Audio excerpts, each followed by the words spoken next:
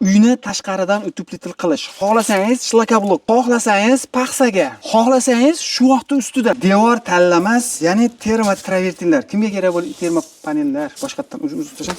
Termopanellar. Qadrdonlar ko'rib turibsizlar, qalinligi 3 sm va 5 sm bo'ladi ekan. Yopishtirgandan keyin ko'taradimi yo'qmi deganlarga mana yopishtirib qo'yishgan ekanmiz. Bemalol mana men yopishsam ham ko'chib ketmayapti. Kimga shunaqangi ishlab chiqaruvchi akalarimizdan termopanellar kerak bo'ladigan bo'lsa, zavodga yetib kelganmiz.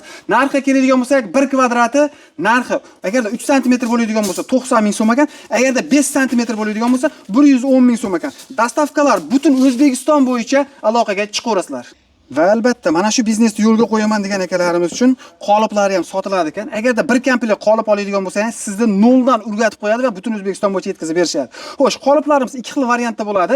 Bu yerda masalan 6 ta qoliplisi bor ekan, polni hamma yo'g'i komplet, olib borib shunday ishga tushsa bo'laveradigan narxi $900. Undan tashqari qolip ko'proq variantda bor ekan. Undan tashqari bu yerda o'sha riskasi ham qo'shib beriladi ekan. Bunimizning narxi $1200. Ya'ni shunaqangi $900, $1200 apparatga tiqasiz, $800 esa serioga tiqasiz qadrdonlar. Bemalol biznes yo'lga qo'yib, kerak bo'lsa Rossiya, Koreyani pulini ham shu O'zbekistonda topishlaring mumkin ekan. Kimga kerak bo'ladigan bo'lsa, manzil Farg'ona viloyati bas, Namangan viloyati Uchqo'rg'on tumani Qo'g'ay qishlog'idan bo'lyapti.